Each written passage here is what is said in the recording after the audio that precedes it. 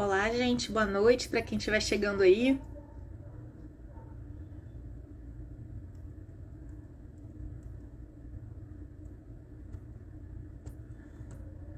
Boa noite, galera.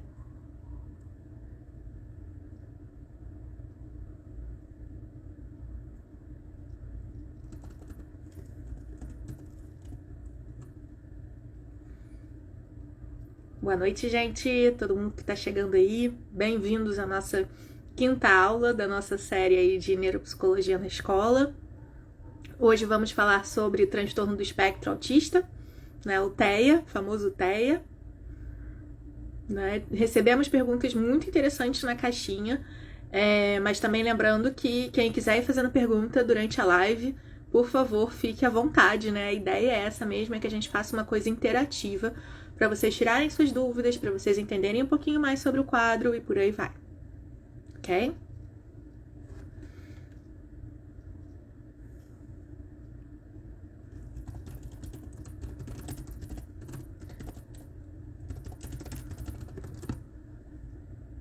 Beleza. Bom, vamos começando então? Vocês estão me ouvindo bem? Tudo certo? Estão me ouvindo, me vendo bem? Se puderem dar o feedback aí.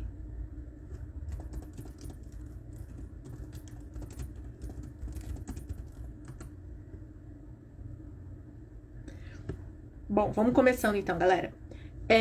Bom, o transtorno do espectro autista é um transtorno do neurodesenvolvimento também, né? A gente começou falando na nossa live anterior, né, sobre deficiência intelectual, que também é um transtorno do neurodesenvolvimento. E o TEA também né? O transtorno do espectro autista também é um transtorno do neurodesenvolvimento. Beleza, obrigada, gente, pelo feedback aí. Também é um transtorno do neurodesenvolvimento, né? O que é que isso quer dizer? Né? Desde a infância, os sinais, os sintomas já estão presentes, né? Ah, Alessandro, mas eu conheço uma pessoa que teve diagnóstico de TEA só adulta. Ok, ela pode não ter tido o diagnóstico, né? Previamente, mas ela não passou a ter transtorno do espectro autista apenas na vida adulta, né? Ela já tinha, e por uma questão diagnóstica, Juju, e por uma questão diagnóstica, ou de não ter sido feito o diagnóstico, ou por uma questão de talvez as pessoas com quem estavam com eles eram pessoas pouco informantes, né? Ou com informações que destoavam, e enfim. Vou compartilhar com todo mundo. Não, peraí. Calma, Juju, pelo amor de Deus. E aí isso pode ter acontecido, mas essa pessoa já tinha esses sintomas, os sintomas que a gente vai falar do TEA desde o seu desenvolvimento, né? Desde a sua infância. O que pode acontecer também é que o transtorno do espectro autista, ele também existe níveis de comprometimento, né? Então, talvez pessoas com níveis mais leves, né? Que é o menor nível, nível 1, né? Passam às vezes despercebidos, né, alguns sintomas e o diagnóstico acaba sendo mais tardio, beleza? Mas vamos começar justamente falando do diagnóstico. Acho muito importante a gente passar tintim por tintim, né, do diagnóstico, porque outra coisa que eu também vejo muito por aí é do tipo assim, mas fulaninho tem um comportamento motor esquisito, né, que se referiria a uma estereotipia. Então ele tem autismo. Não, gente, não é um sintoma, né? É um conjunto de sintomas. Ou então fulaninho tem muita sensibilidade com luzes ou com sons, então ele tem autismo, né? Não é assim, né? Então, muito cuidado ao fazer isso. Eu acho super importante que a gente entenda esses grupos diagnósticos, né? Esses grupos de sintomas que formam um diagnóstico, para que a gente não recorra nesse erro. Isso tem até a ver com uma pergunta que me mandaram que eu achei super legal, tá? Então, vou pedir licença aqui pra vocês e vou ler o DSM mesmo, né? Pra gente ler critério tintim por tintim. Então, vamos lá. O transtorno do espectro autista, né? Ele pode ser dividido, né? Digamos assim, em dois grandes grupos de sintomas, né? O grupo A, que está relacionado às questões da linguagem, né? Da comunicação, na verdade. E o grupo B, né, que vai estar relacionado a padrões repetitivos de comportamento, padrões de interesse, e por aí vai, tá? Então vamos lá. O critério A, que é o que fala justamente sobre esses déficits na comunicação, né, principalmente na comunicação social, né? Ou seja, não é uma criança que vai ter alguma dificuldade para aprender a falar, né, por vezes, ou aprender as palavras, né? Mas sim na leitura da comunicação social, ou na leitura ou na expressão dessa comunicação social, tá? E na interação social em múltiplos contextos, conforme manifestado por tudo o que segue. Então, todos esses critérios, né, do A, né, precisam estar preenchidos para que a pessoa tenha transtorno do espectro autista. Lembrando que em níveis, né, então assim, talvez um sintoma apresente mais comprometimento do que outro, normal, isso é esperado, mas que todos os sintomas do grupamento A estejam presentes, tá? Sintoma A1, né, déficits na reciprocidade socioemocional, variando, por exemplo, de uma abordagem social anormal e dificuldade para estabelecer uma conversa, até mesmo a um compartilhamento reduzido de interesses, emoções ou afeto, a dificuldades para iniciar ou responder a interações sociais. Então, reparem, o próprio diagnóstico já dá alguns exemplos, né, do que é que pode acontecer. Pode ser desde uma pessoa que não consegue iniciar uma conversa e manter uma conversa, ou pode ser uma pessoa que não percebe sutilezas ali nessa interação conversacional, tá? O A2 refere-se a déficits nos comportamentos comunicativos não verbais usados para interação social, variando, por exemplo, de comunicação verbal e não verbal pouco integrada, né, ou incongruente, quando a pessoa está falando uma coisa que o não verbal dela, né, que a parte motora dela não acompanha o que está falando, tá? Por exemplo, fazendo um exemplo aqui bem caricato, né, mas seria algo meio assim... Ai, eu tô tão bolada que aconteceu isso. Tô muito chateada que aconteceu isso, né? Nossa, como assim? Perderam meu pedido, cara. Sensacional. Isso é um exemplo de comunicação social incongruente. Perceberam que eu tava aqui sorrindo, né? E falando uma coisa que naturalmente a emoção esperada era que eu tivesse com raiva ou coisa assim, tá? Mas, claro que isso foi um exemplo extremamente caricato, né? Mas é isso que pode vir a acontecer, né? Uma incongruência quanto ao que eu tô falando e ao que eu tô expressando, né? Seja na face ou seja no corpo. Pouco integrada, a anormalidade no contato visual, né? Quando a pessoa tá falando com você e não consegue, por vezes, sustentar o olhar, ou olha pra você e desce o olhar, né? Isso é uma dificuldade também, tá? E linguagem corporal, ou déficits na compreensão e uso de gestos. A ausência total de expressões faciais e comunicação não verbal. Essa ausência total é realmente a pessoa fala alguma coisa, né? Ela expressa, por exemplo, poderia até ser esse mesmo exemplo, né? Do tipo, tô chateada porque perderam meu pedido. E aí eu falo assim, tô chateada porque perderam meu pedido. Sem expressão nenhuma, tá? De chateação ou coisa assim, tá? Uma expressão blasé, né? Digamos assim. Essas pessoas podem ter dificuldades tanto na emissão, né, dessa congruência da comunicação não verbal, quanto também uma dificuldade na compreensão dessa comunicação não verbal, ok? Galera, se forem tendo dúvidas aí, me avisem, tá? Sei que é difícil. E o A3 é déficits para desenvolver, manter e compreender relacionamentos, variando, por exemplo, de dificuldade em ajustar o comportamento para se adequar a contextos sociais diversos, até mesmo a uma dificuldade em compartilhar brincadeiras imaginativas ou em fazer amigos, a ausência de interesses por pares, tá? Então, percebam que pode ir desde o completo desinteresse, né, por pares, não tem nenhum interesse de fazer interações, né? Então, por exemplo, com a criança dentro da escola, por vezes a gente vai perceber, né, aquela criança que só fica no canto, que na hora do recreio não quer interagir com ninguém, ou escolhe um livro e fica sozinha, ou ou pega o eletrônico, se isso for permitido dentro da escola no horário do intervalo, e fica sozinha, e tem preferência por fazer as atividades sozinhas, e por aí vai, tá? Então, completo desinteresse, não tem interesse de estar em pares, tá? Até mesmo uma dificuldade de ajustar esse comportamento. O que pode ser uma dificuldade de ajustar esse comportamento? Às vezes uma pessoa que tem uma dificuldade de definir, né, e se expressar de acordo com o grau de intimidade que eu tenho com aquela pessoa, tá? Então, assim, isso a gente observa principalmente em adolescentes, às vezes, né, os adolescentes, ou as pessoas, enfim, se comportarem de uma maneira, às vezes, de muita proximidade, como se tivesse uma super relação ali há muito tempo, e não tem, né? Ou uma relação de muito afastamento, quando não era esperada essa relação de afastamento por tudo, tá? Então, esses são os 3 critérios do grupamento A, né? Que é o grupamento relacionado à comunicação social, tá? Então, lembrando, para que uma criança, para que uma pessoa tenha um diagnóstico de transtorno do espectro autista, ela precisa ter esses 3 critérios do grupamento A, tá ok? E por que eu ia falar que isso super bate com uma pergunta super legal que eu recebi, né? Nem sei se a pessoa tá aqui porque eu fiz a besteira de anotar as perguntas e não anotar quem tinha enviado. Muito bom, né? Maravilhoso. Mas eu achei maravilhosa essa pergunta e vou até parar aqui os critérios antes de continuar para falar sobre essa pergunta. Foi o seguinte: o atraso na fala estará sempre presente no TEA? Então, olha que interessante. Atraso na fala, não é uma necessidade.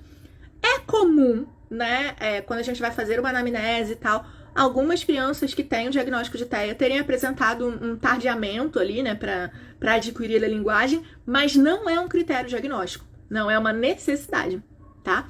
A necessidade são de déficits na comunicação social, tá ok? Então, o atraso para iniciar a fala é algo que comumente a gente vê, mas não é algo necessário para o diagnóstico, tá bom?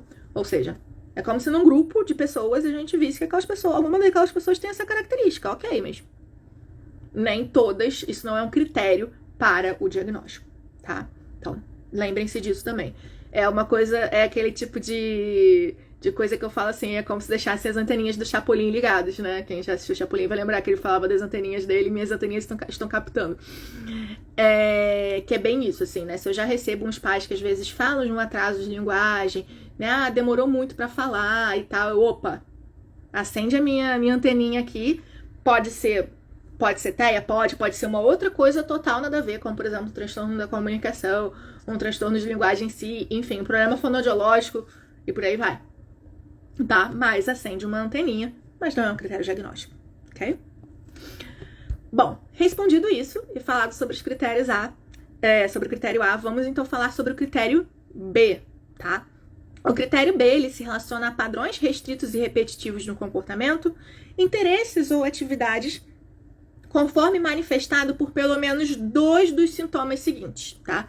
Então, o critério B, ele tem 4 sintomas. A pessoa não precisa ter os 4, diferentemente como é no grupo A, que precisam ter todos os 3.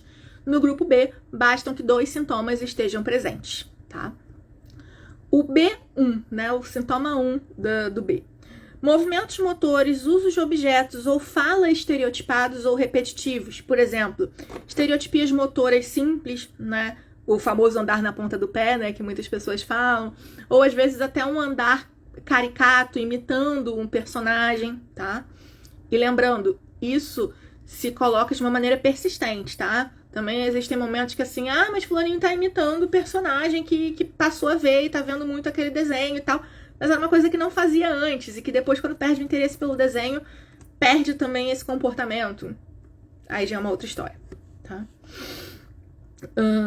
Alinhar brinquedos ou girar objetos, presenças de ecolalia, né, que é a repetição, frases idiosincráticas, né, aquelas frases de efeito em lugares que não tem nenhuma relação, né? Então, assim, muito comum às vezes também usar frases de desenhos ou de filmes de uma maneira repetitiva e sem conexão com o que está sendo com a situação ali, tá? Com o que está sendo falado. Como, por exemplo, esse exemplo que eu falei, né, do Chapolin e tal.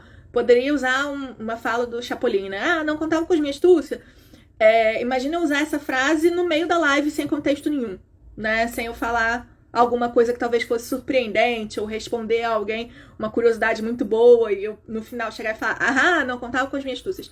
Isso tem uma correlação, né? Diferentemente de eu usar isso completamente fora do contexto, tá?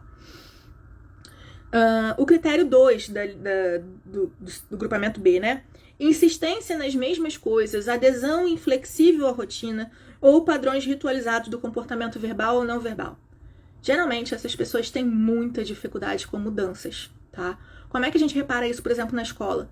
Mudou o professor da turma, vai ser o caos, né? Mudou a agenda a organização das disciplinas, alguma coisa assim, vai ser o caos. A criança vai ter muita dificuldade de se engajar nessa mudança, né? De entender, se apropriar dessa mudança e seguir a partir dali, né? Então você percebe por vezes que a turma já até aderiu a essa mudança, beleza, às vezes é uma coisa que assim, aconteceu, mudou um professor, ninguém queria, a turma tá até chateada, mas aderiu à mudança.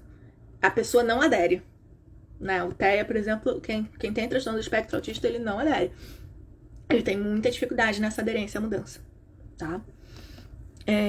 Então vão ter por vezes preferências tipo isso, relacionadas à rotina, preferências por vezes por roupas, né, do tipo usa sempre o mesmo tipo de roupa, ou até a mesma roupa, às vezes até a mesma peça de roupa, tá? Teve uma criança que eu atendi, eu nem lembro se era esse o diagnóstico dela, mas eu lembro que isso me chamou muita atenção, que ela usava a mesma blusa do uniforme. E eu reparei que a blusa do uniforme um dia, né, que foi, tava rasgadinha, né, e eu falei, nossa, hoje a escola foi boa, hein, tu até rasgou teu uniforme. Aí a mãe virou e falou, não, está rasgado há um tempão. Aí eu achei esquisito, né, eu falei, como assim?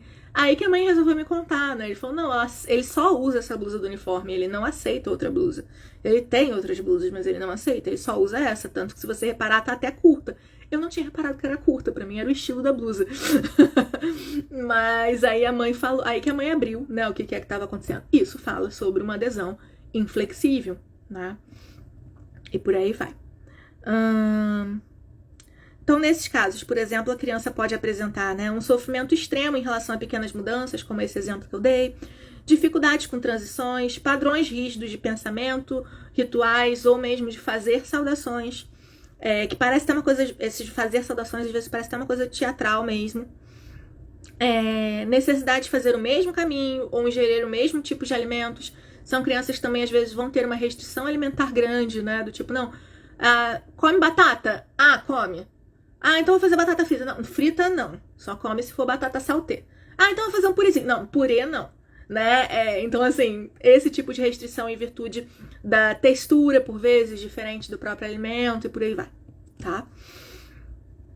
O critério B3, né, que fala sobre interesses fixos e altamente restritos que são anormais em intensidade ou foco. Então, assim, Alessandra, todo mundo da turma tá fissurado sobre planetas e tal, porque a gente tá estudando isso e a turminha só fala sobre isso. Ok. Isso é um interesse compartilhado, é comum, tá todo mundo falando sobre isso. É diferente de, assim, eu ter um interesse, deixa eu pensar aqui, sei lá, motores de carro, sei lá, tá? E a criança só fala sobre isso e as outras crianças não têm interesse disso, não compartilham esse interesse e a criança só fala sobre isso e com uma riqueza de detalhes muito grande, tá? Então isso pode ser um interesse fixo ou restrito, tá ok? Tinha um caso também que eu lembro que era o interesse por objetos giratórios, né? Então a criança tinha um interesse muito fixo por coisas que voavam ou que giravam. Então, assim, tipo ventilador, turbina de avião e por aí vai, né? E outra coisa também que era aquela corrente de água que faz na pia, né? Antes da água entrar no ralo. Ela ficava parada dentro do banheiro da escola, demorando um tempão, porque ela ficava ali olhando o movimento girar. O interesse específico dela era sobre aquele movimento, né? Então, movimentos de hélice e tal, isso tudo prendia muito a atenção daquela criança, tá? Então, isso também acaba sendo um interesse específico. Se não me engano, acho que era até a mesma criança que também tinha interesse por objetos voadores, um negócio assim, galinha, avião, sei lá. Tinha uma história dessa. Não vou lembrar. Tinha um paciente que tinha por olhos de boneco. Nossa, que interesse específico, aterrorizante. Eu ia morrer de medo desse. Nada contra hélice, coisas que giram. Agora, olhos de boneco, porque eu não tenho interesse, eu tenho aflição com olhos de boneco. Isso é engraçado, né? Sensacional esse interesse. Isso a Juju falou, e a Soraya tá aqui falando interesse por dinossauros de uma maneira excessiva, correto, né? Então, assim, uma coisa eu tenho às vezes um aluno que tá falando muito sobre dinossauro, que tá pesquisando muito sobre dinossauro, mas assim, os pais acabaram de levar no final de semana naquele parque de dinossauros, não sei o quê. Ok, ótimo, né? Não, a criança só fala sobre dinossauro, só pede brinquedo sobre dinossauro, só fala com os amigos sobre dinossauro. Tudo precisa ter o tema de dinossauro e isso se mantém, né, independente de uma relação ali de contexto, né, de situação. Ok, então talvez aí a gente tenha um interesse fixo, tá? Eu usava isso pra trabalhar o contato visual, maravilhoso. Muito bom, muito bem usado, Juju. Essa questão do interesse por olhos, né, de bonecos pra trabalhar o contato visual, ótimo, muito bom. Beleza. Bom, E o quarto item, né, do grupamento B, né, é o hiper ou hiporreatividade a estímulos sensoriais ou interesses incomuns por aspectos sensoriais do ambiente. Por exemplo, indiferença aparente em sensações de dor ou temperatura, né? Às vezes são crianças que ou têm uma supersensibilidade ou uma hipersensibilidade. Então, às vezes, assim, elas até se machucam e não esboçam reação, tá? E você vê assim, cara, se machucou, né? Não é possível que não machucou. E a criança não esboça a reação de medo. Ela, às vezes, tem uma... De medo, ó, de dor, perdão. Ela, às vezes, tem uma hiporreatividade a isso, tá? Reação contrária a ações ou texturas específicas. Sons é muito comum, por exemplo, às vezes a gente vê crianças que têm problemas com sons repetitivos, então, por exemplo, som de sirene de polícia, sirene de ambulância incomoda muito, né? Por vezes falas muito ao mesmo tempo também incomodam, né? E não é um incômodo do tipo assim, ai, me deixa desatento, né? É um incômodo no sentido de gera uma inquietação nessa criança, né? Uma raiva que por vezes ela precisa sair do ambiente para ficar bem, tá? Já vi crianças, por exemplo, com hiperreatividade a sons que quando passou uma ambulância na rua do consultório, ela botou a mão e baixou. E começou a gritar, assim, até conseguir o barulho sair dali, né? O barulho passar e tal. É muito, muito complicado, né? Dá uma reação bem extremada na criança isso. Cheirar ou tocar objetos de forma excessiva, uma certa fascinação visual por luzes ou movimentos também. Então, às vezes, luzes piscantes chamam muita atenção e por aí vai. Chamam a atenção e a atenção fica, né, naquilo ali também. Então, lembrar disso. A gente pode ter uma criança com hiperreatividade, que vai reagir demais a esses estímulos sensoriais, tá? Ou com hiporreatividade, que vai reagir de menos aos estímulos sensoriais do que seria esperado. Tá ok? Bom, como a gente falou, né, os sintomas precisam estar presentes desde a infância, porque é um transtorno no neurodesenvolvimento. Então, o que pode acontecer é que talvez a pessoa não tenha tido um diagnóstico por ter uma gravidade menor, ou por ter maus informantes, ou por nunca ter avaliado, tá? Mas é imprescindível que, mesmo um adolescente, né, no final da adolescência, um adulto, que a gente investigue isso ao longo da vida, ok? Bom, vou falar um pouquinho agora pra vocês, então, sobre os níveis, né? Quando a gente fala em transtorno do espectro autista, eu tô falando aqui sobre níveis de gravidade, não tinha explicado pra vocês ainda o que são os tais níveis de gravidade, tá? Os níveis de gravidade são o seguinte, a gente tem o nível de gravidade 1, que é exigindo apoio, né? Onde a gente tem aqui algumas situações, né, sobre a comunicação social e algumas situações sobre os comportamentos restritos e repetitivos, tá? Geralmente são essas crianças que vão passar, assim, do tipo mais despercebidas, né? É uma coisinha ou outra que chama atenção, mas ela segue, tá? E geralmente é essa galera que vai chegar, por vezes, na vida adulta sem um diagnóstico formal, tá ok? O nível 2, que é exigindo um apoio substancial, tá? Tanto para realizar a comunicação social, quanto para lidar com os comportamentos restritos e repetitivos. E o nível 3, que é exigindo um apoio muito substancial, tá? Geralmente são essas as crianças que vão ser diagnosticadas primeiro ali, até no primeiro segmento do ensino fundamental, são essas crianças que já chamam mais atenção. Então, geralmente já tem o diagnóstico meio que abordado por ali, quando indicadas para o profissional pertinente. Ok? Tá? Então, sempre que a gente falar em níveis de transtorno do espectro autista, a gente está falando sobre nível de gravidade ou nível de comprometimento, sendo o 1 o mais baixo e o 3 o mais alto. Tá ok? Dúvidas, galera, sobre os critérios diagnósticos?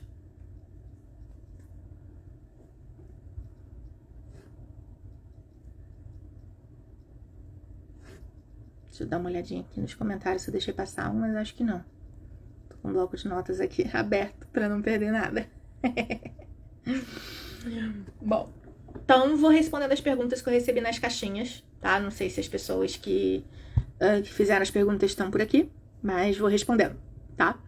Então vamos lá. Como é feito um diagnóstico de TEA? Diagnóstico de TEA é clínico, ou seja, não tem um exame de sangue que vai te confirmar, não tem um exame de neuroimagem que vai te confirmar o diagnóstico de TEA, que fale, olha, tá faltando essa parte aqui do córtex tal, que isso quer dizer que a pessoa tem... Não. Então é clínico, né, através de relatos de comportamento, através de relatos dos sintomas, através da observação do comportamento também, né, com o avaliador, né, com quem está ali trabalhando para verificar, né, esse diagnóstico. Então, o diagnóstico de TEA é feito dessa maneira, tá? Pode ser feito, por exemplo, através da avaliação neuropsicológica, pode ser feito através de um neuropediatra ou de um psiquiatra infantil, né? Quando é o caso de infância, quando é o caso de adulto, né? É um psiquiatra normal, né? Que não seja exclusivo do público infantil. Mas é um diagnóstico clínico, feito através do relato dos sintomas ao longo da vida, tá? Quem são os profissionais que podem dar esse diagnóstico? Acho que tá com delay aqui, foi o que eu acabei de falar, assim. Psicólogos, neurologistas, psiquiatras, tá? Geralmente são os profissionais envolvidos, tudo bem?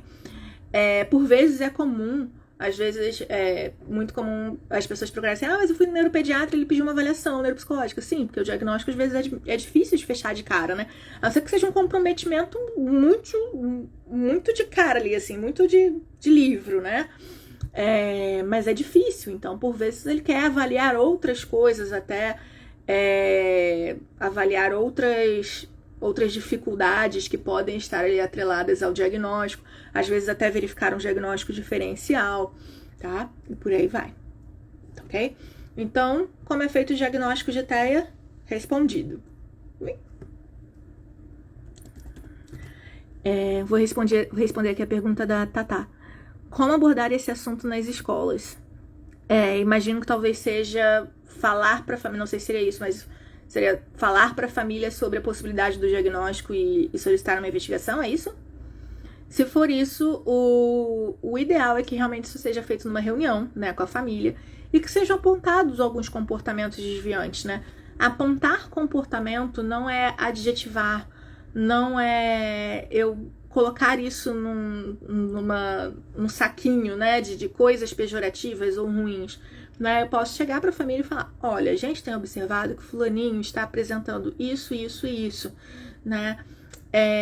E já não é tão esperado para a idade, já não é condizente com a turma, né? A gente está achando que talvez fosse interessante buscar um profissional para avaliá-lo, né? A gente não pode, né? Não tem interesse em dar um diagnóstico para ele, mas alguma coisa acontece porque esses comportamentos não são esperados para a idade, né? Ou não são esperados para a escolinha, para a série dele, enfim. Então a gente gostaria que fosse avaliado. Você poderia levar, né, o seu filho a um neuropediatra, a um psiquiatra, ou realizar mesmo uma avaliação neuropsicológica, né? E aí, se a família agregar, né, for junto contigo, sim, claro, pô, me indica, e aí pega uma lista. Eu sempre recomendo que as escolas tenham uma lista de serviços, né? Então, tipo assim, tem uma lista de lugares de neuropediatras, tem uma lista de lugares de psiquiatras, tem uma lista de fonos, tem uma lista, porque fica muito mais fácil para os pais que muitas vezes não sabem nem onde buscar, né? E falar dessa maneira, assim, sem fechar um diagnóstico, porque não é essa a intenção, e sem atribuir rótulos ou conteúdo pejorativo aos comportamentos. Simplesmente falar descrevendo o comportamento que a escola está vendo, do que não é esperado para aquela série ou para aquela idade daquela criança, e que por isso a necessidade de uma avaliação. E a partir daí também falar, né, tipo, o que é que isso vai poder agregar, né? A gente talvez vai poder, se for o caso, né, se ele realmente tiver um diagnóstico ou não, né, se retornar dessa avaliação, se retornar desse médico com um diagnóstico, a gente vai poder adaptar melhor a escola para ele, a gente vai poder adaptar melhor o ensino para ele, né? Vai ser um ambiente mais agradável para ele, porque vai estar de acordo com as necessidades dele, tá? Então também expor para a família nessa conversa quais seriam os benefícios, né, de isso ser avaliado, né, ou descoberto, se for o caso de ter um diagnóstico positivo, para a criança, né, apontar as dificuldades que vem tendo, né, também, sem culpabilizar a criança, mas apontar essas dificuldades, né, colocar o que é que poderiam, que eles estão observando, que a escola está observando que talvez poderia melhorar, né, se essas dificuldades fossem sanadas e por aí vai, tá? Depois tu me diz, tá, se eu respondi a tua pergunta, tá? Então vamos lá. Uma outra pergunta que eu recebi aqui na caixinha foi: o que um professor pode observar em sala de aula que seja TEA? Ok? Acho que acabei falando um pouco sobre quando eu falei os critérios diagnósticos, né? Mas basicamente isso, assim. Como é que é a relação social dessa criança com outras crianças? Se às vezes é uma criança que se exclui, né? Que não topa atividades em grupo, atividades em parceria, que não tem assunto com os coleguinhas, um assunto em comum, né? Que por vezes é muito comum que essas crianças tenham dificuldade em compreensão textual, principalmente quando a gente vai para aquela parte do texto que não é uma compreensão de entrelinhas, enquanto tá uma compreensão, né, de tipo, pegar no texto, né, para responder a pergunta, a criança vai bem. Quando é uma coisa mais interpretativa, mais entrelinhas, a criança não consegue. Então isso é uma coisa que acontece muito e muito legal da gente observar, né? Criança que tem a dificuldade em entender, né, figuras de linguagem. Por vezes o professor usa uma figura de linguagem, faz um uso de ironia e a criança não entende, enquanto os outros da turma já entenderam, tá? Então, isso são alguns traços que a gente pode ir observando, né, no nosso ambiente escolar. E talvez a partir daí, se o comprometimento estiver acontecendo também, solicitar essa avaliação, tá? No caso da educação infantil, o que especificamente? Sobre como falar com os pais ou sobre o que observar?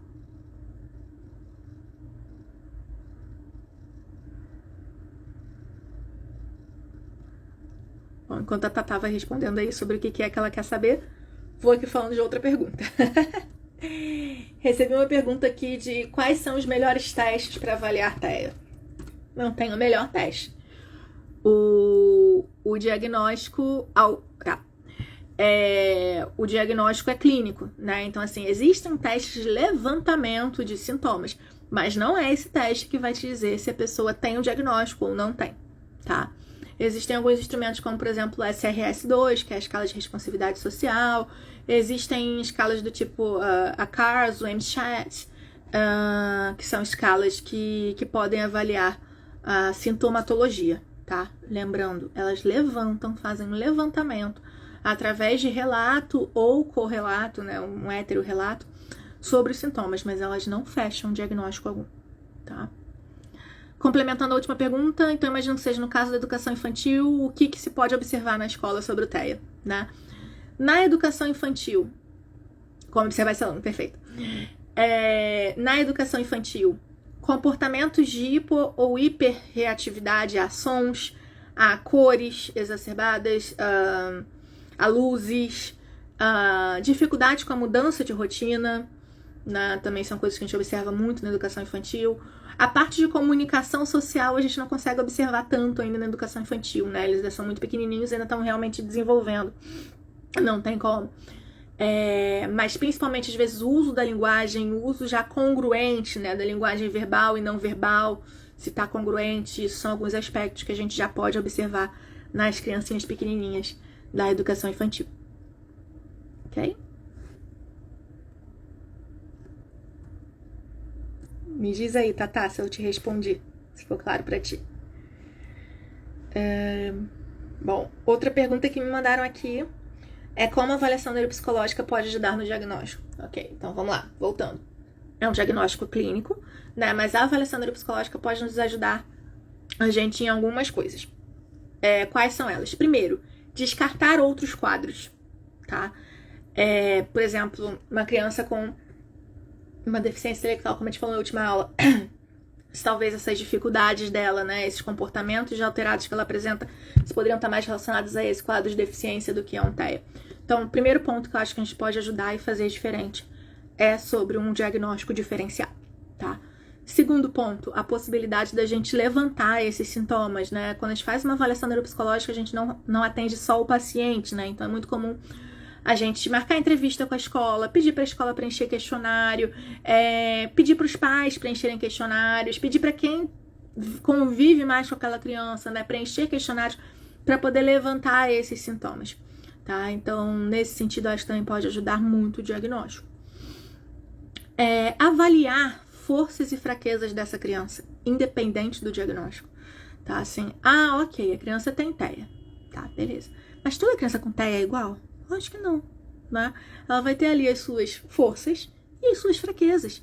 E aí, falando sobre isso, né, até para um contexto escolar, né, o quanto eu posso ajudar essa criança olhando para as suas fortalezas, né, digamos assim, para os aspectos que ela tem potencial, né, e usar isso a favor dela, né. Então a avaliação também faz esse mapeamento. Então, além do diagnóstico, né, que tem toda a questão clínica e tal, que eu já falei, eu acho que a avaliação neuropsicológica ainda pode ajudar nesses 3 pontos, né? O contato com informantes colaterais, o possíveis diagnósticos diferenciais, né? Avaliar diagnósticos diferenciais e indicar forças e fraquezas aí para um planejamento dessa criança, né? Do tipo assim, tem um diagnóstico, ok, mas o que é que a gente vai fazer com isso? Vamos aproveitar as potencialidades dessa criança, né? Para que ela possa ter um ambiente de estudo, um ambiente acadêmico mais adequado para ela. Ok?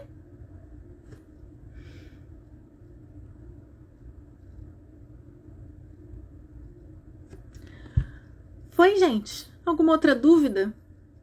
Acabei falando pra caramba, gente. Falei pra caramba e quase não deixei vocês falarem. Quase não deixei vocês perguntarem. Fui falando. Não. E acabei não deixando vocês perguntarem muito. Mas temos mais perguntas? Vamos lá, olha agora qualquer coisa. Lembrei aqui de uma outra coisa, quando vocês vão formulando perguntas, se for o caso, né? Essas crianças precisam de acompanhamento, né? Então, assim, Alessandra, ok, o diagnóstico de TEA aconteceu, a família deu ok, a família foi buscar sobre isso, foi investigar e tem esse diagnóstico, mas não fez mais nada sobre. Então vamos voltar a conversar. Peraí, o que foi que te indicaram? Te indicaram psicoterapia, te indicaram acompanhamento psiquiátrico ou neurológico dessa criança, te indicaram fono, te indicaram algum treinamento, né, em grupo, alguma coisa assim. O que é que aconteceu de indicação, né, para que essa criança tenha suporte adequado, tá? Porque não adianta também só a escola sair adaptando tudo para a criança e não ter um backstage, né, digamos assim, apropriado a isso também. Ok? A maior dificuldade no diagnóstico? Cara, do meu ponto de vista, eu acho que a questão da aceitação vem melhorando muito, mas eu acho que era a questão da aceitação. É você dar uma devolutiva, né, para os pais e ter que falar que é isso, né, assim. Acho que é a maior dificuldade. E dificuldade até, às vezes, de poder, principalmente quando os pais, às vezes, estão mais reativos a essa possibilidade diagnóstica, né, de até, às vezes, coletar essas informações, né, às vezes tem que ir muito pelas beiradas, porque eles falam minimizando, né, e por aí vai. Minimizando, comparando, mas também, fulaninho também faz igual, né, esse nunca foi um problema, né, e por aí vai. Então, acho que essa é a maior dificuldade, né, além do primário, né, que é procurar uma ajuda, de procurar algo para investigar o diagnóstico, né, alguém para investigar o diagnóstico. Eu acho que a segunda maior dificuldade aí, feita essa procura, é a aceitação e lidar com esse diagnóstico. Infelizmente. Mas também é isso, assim, eu acho que isso depende também muito do como o diagnóstico é passado, né? A gente tem que ter um cuidado de não transformar o diagnóstico numa sentença, né? Uma coisa assim, quase que uma pena promovida por um juiz, né? Tipo, olha, esses próximos 10 anos vão ser assim, não é assim, né? Então, explicar por vezes, né, também faz parte do nosso trabalho. Explicar para esses pais, né, para esses responsáveis, o que é o diagnóstico, isso que estavam sendo falados, faz parte desse quadro, né, qual é o prognóstico daqui para frente, né, eu acho que isso também acaba ajudando, né, no sentido de trazer menos sustos, né, sobre essa sentença que por muitas vezes recebem como uma sentença, né, esse diagnóstico. Ok? Outra coisa também que tô lembrando aqui muitas pessoas não entendem que existem níveis, né? Então muitas pessoas têm dificuldade do tipo assim, mas como assim? Tem TEA? Não, ele não é igual fulano. Fulano faz isso. Às vezes Tá, mas o TEA do fulano é um nível 3, né, de gravidade, né? O do cicrano é nível 1, por isso que ele não faz as mesmas coisas, né? A gravidade é diferente, né? Então, assim, isso não quer dizer que a gente não chame, né, isso do mesmo quadro, né, do mesmo diagnóstico. Mas sim, dificuldades diferentes existem. E por isso que fica mais difícil para você identificar, né, de uma maneira mais comparativa com alguém, né, com um outro diagnóstico, com uma outra pessoa, perdão. Ok? Mais alguma pergunta, galera?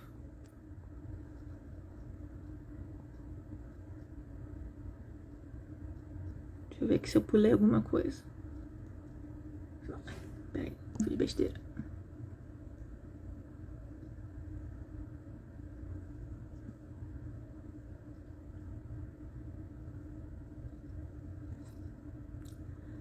Até onde vai a terapia e até onde é da escola nesse trabalho com a criança?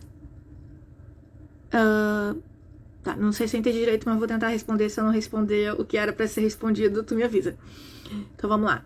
Até onde vai a terapia? Uma psicoterapia precisa ser integrada com a escola.